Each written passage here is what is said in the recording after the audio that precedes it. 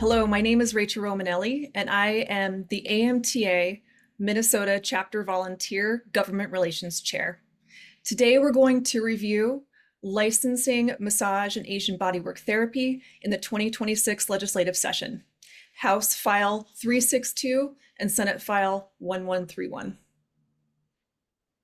Today, we have with us from the American Massage Therapy Association, James Becker, Senior Director of Government Relations and Industry, Jada Thompson, Program Manager of Government Relations, AMTA Minnesota Chapter Lobbyist from Frederickson, Kevin Goodnow, Attorney and Chair of Government Relations, and Cody Holliday, Government Relations.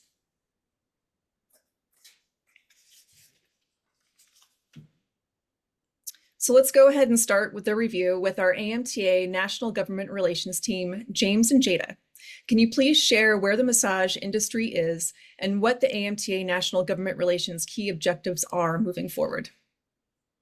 Yes, thank you, Rachel. I'll start off with the idea that advocacy is central to the AMTA mission, advancing the massage profession while protecting the public we serve. Through strategic leadership across federal, state, and local levels and within the broader healthcare landscape, AMTA's Government Relations Department plays a vital role in shaping the policies and legislations that define the future of massage therapy. We are committed to ensuring that massage therapy is recognized as an essential part of health and wellness. Our work champions fair regulation, strong professional standards, and equitable access to care. Whether collaborating with federal agencies and legislators, supporting state boards and chapters, working on the few remaining states that need to be licensed, or advancing integration within the healthcare system, AMTA leads with purpose, expertise, and integrity. Hand it over to Jada. The American Massage Therapy Association continues to lead the massage therapy profession in promoting and facilitating mandatory state licensure. Achieving consistent licensure across all 50 states is crucial to advancing the profession, as it creates a unified foundation for meaningful growth, integration into the broader healthcare system, and recognition as a legitimate non-pharmaceutical option for pain management and wellness. In the current landscape, today, the massage therapy profession is nearing a national consistency, with 45 states requiring licensure for practice. Minnesota is among the 5 states that have yet to adopt a mandatory state licensure framework. AMTA is actively supporting licensure in Minnesota, Kansas, California, and Vermont, with Vermont preparing to launch its initiative at the start of 2026 legislative session. But why does statewide licensure matter? In states without a uniform licensing system, local governments often fill the gaps with a patchwork of city and county ordinances. This fragmented approach creates confusion, inconsistency, and added financial burdens for massage therapists, particularly those practicing across multiple jurisdictions. By advancing mandatory statewide licensure, AMTA is helping to establish a consistent regulatory framework that protects the public, supports professional mobility, and strengthens the profession nationwide. And James. Thanks, Jada. I'd like to add that the national office is here to support not only our chapter volunteers, but also our general membership. At the end of this presentation, we'll share our contact information. So if any members have any questions or concerns related to government relations, even those, especially those not directly related to this specific licensure effort, please don't hesitate to reach out. Our team is here to assist you.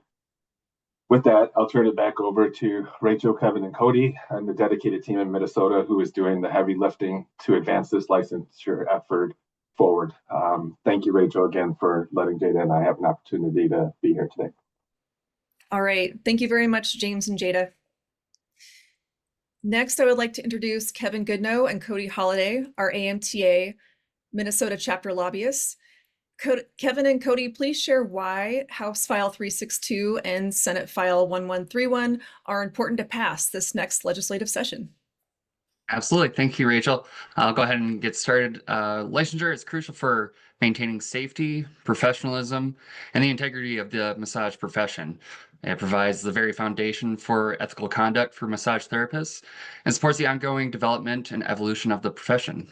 It sets standards that guide education, ethics, and training, ensuring that therapists are well prepared for their profession. House File 362 and Senate File 1131 proposes to legislate the professions of massage therapy and Asian bodywork therapy to a standard commensurate with current national standards. This legislation proposes entry-level education, regulatory standards, and regular reporting of those who violate ethical and professional standards, thereby enhancing public protection. Additionally, this statewide licensure system would replace about 100 local regulations for massage therapists and Asian bodywork therapists, while still allowing cities to control the licensure and regulation of establishments providing these services. Also, currently, Minnesota has in place Minnesota Statutes Chapter 146A. This law only requires that a practitioner provide a document of their education and training to attest to their ability to provide their services. It does not establish any minimum requirements for any practitioner to demonstrate that they have entry-level training equal with their profession to provide the service. It also does not require background checks for any ethical, illicit, or scope of practice violations, leaving the client responsible to verify that the practitioner has no prior violations. This leads to public harm. Great. Thank you very much, Kevin and Cody. Next, I would like to introduce Representative Dave Pinto. Representative Pinto is the chief author in the House and will introduce our bill at our very first hearing. Representative Pinto, why do you think this legislation is important to pass in Minnesota? Well, there are so many reasons to pass it, and thanks for the opportunity to be with you. As I think folks who are watching the webinar are aware, ours is one of very few states that does not have licensure, and there are many benefits in terms of health and community safety, and in terms of we want to make sure that folks are treated as professionals that they are. I will say a particular motivation that I have. I work as a prosecutor outside the legislature with a significant background of working on issues of exploitation, sexual exploitation, and sex trafficking. I mean, we know that that's a very small percentage of situations that are out there. We certainly want to make sure that we're doing all that we can to address them. And so for a long list of reasons, this is something that is a really needed step for our state. Absolutely. Thank you. Thank you for sharing all of your effort and your time. And we look forward to passing it this next 2026 session. Thank you. I will look forward to that too. And I'll just note, please have everybody make sure they contact their own legislators and make sure their friends and family do the same to make sure that we have the momentum to get this to finally pass. And thanks so much to you and everybody. Appreciate it. Yes. Thank you. Thanks. All right. So let's review the key sections of House File 362 and Senate File 1131. The next section I'd like to review is massage definition. This is located in Section 2, Subdivision 11, lines start at 3.1. Massage therapist. Massage therapy is defined as a manual manipulation of the soft tissues of the body to promote, maintain, and restore health and well-being. Massage therapy may use any one of the following techniques: stroking, gliding, lifting, kneading, jostling, vibration, percussion, compression, friction, holding, passive stretching within the client's physiological range of motion, movement or manipulation of the soft tissues, active assisted and resisted movement, and stretching.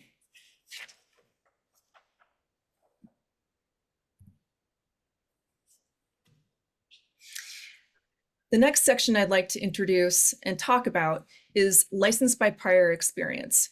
This is in Section 7, Subdivision 5, starting at line 10.7. As Minnesota considers legislation to license massage therapists and Asian bodywork therapists statewide, one of the most important provisions is the option for licensure by prior experience, also known as the grandfather clause. This pathway ensures that experienced practitioners are recognized for their professional work and are not required to return to school to meet new educational requirements. Proposed legislation states in Section 7, Subdivision 5, the requirements for licensure in this subdivision, with exception of Subdivision 1, paragraph and clauses referenced, Proof of experience is required by the commissioner in the practice of massage therapy or Asian bodywork therapy for at least 2 of the previous 5 years, immediately preceding the license application date. All applicants for licensing by prior experience will have 5 years to license from the date of the bill enactment. After expiration of this clause, all applicants for license in massage and Asian bodywork will be required to be compliant with educational requirements set forth in the bill. So what this really means for practitioners is that this section creates a 5-year window for current practitioners to apply for a license based on their professional experience rather than formal education. To qualify, applicants must demonstrate at least 2 years of practice within that 5 years prior to applying. And after that 5-year period closes, new applicants will be required to meet the bill's educational requirements. I want to emphasize one of the exemptions in the bill, actually bills, because both House and Senate, which specifically exempts professions covered by the existing Minnesota complementary and alternative medicine law found in Chapter 146A.01, as it focuses solely on licensing massage and Asian bodywork therapy. Our bill development group, with 10 years of collaboration, dedicated significant time to discussing and working with professions that prefer not to be licensed under massage and Asian bodywork therapy and have their own distinct practices, ensuring we do not infringe upon the scope of practice.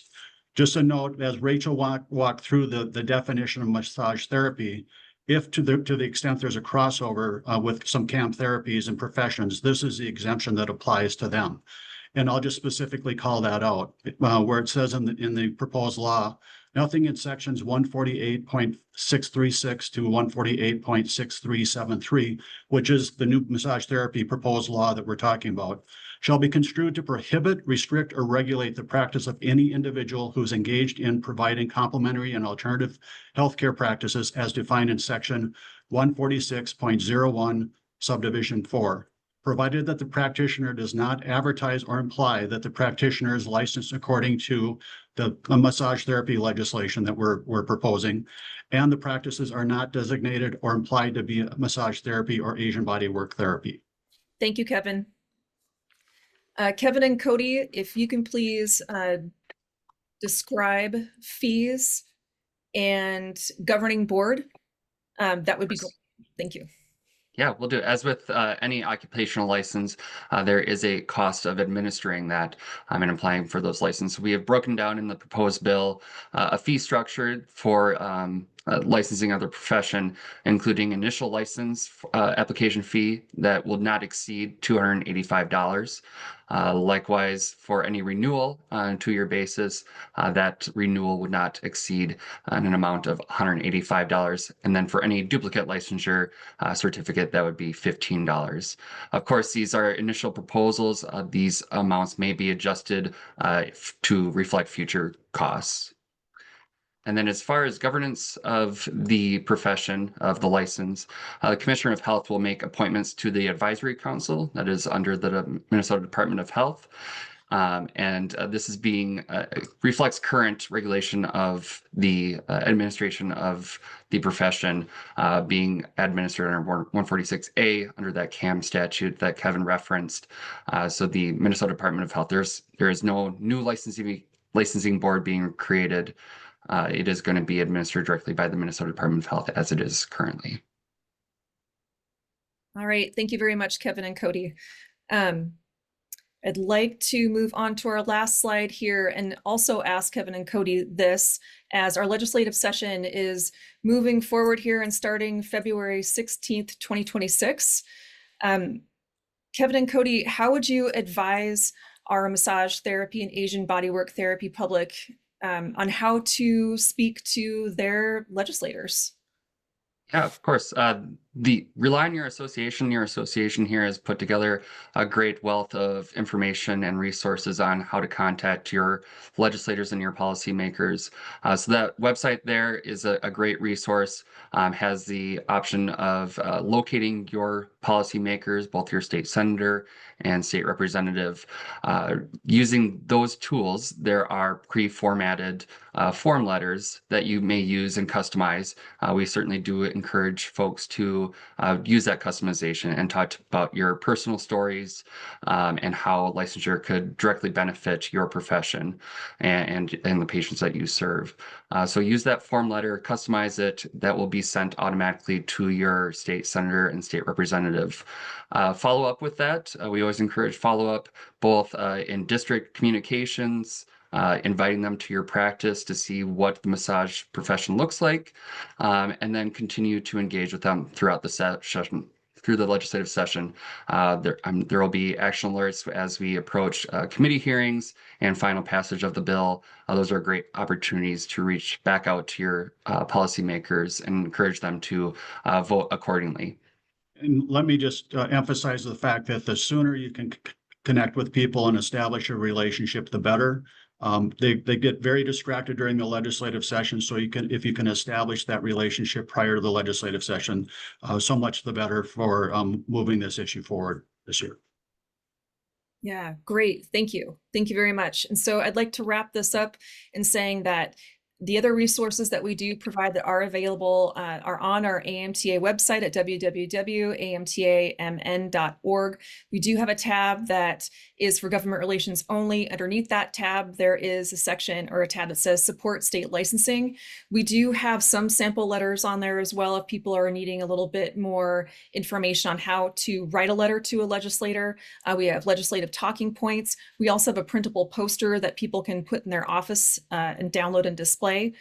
And always, you can reach out and contact our Minnesota chapter through my email address, which is up here.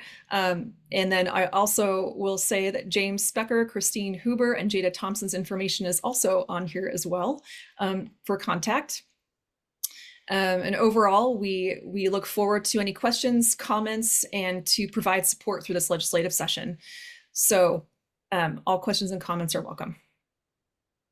Thank you so much, all of you, for being on today. Jada and James, thank you very much for sharing our AMTA's position and support moving forward. And Kevin and Cody, thank you very much for being on and sharing your expertise and also expertise in knowing how to talk to legislators. And of course, thank you to Representative Pinto, our chief author, who was on earlier today.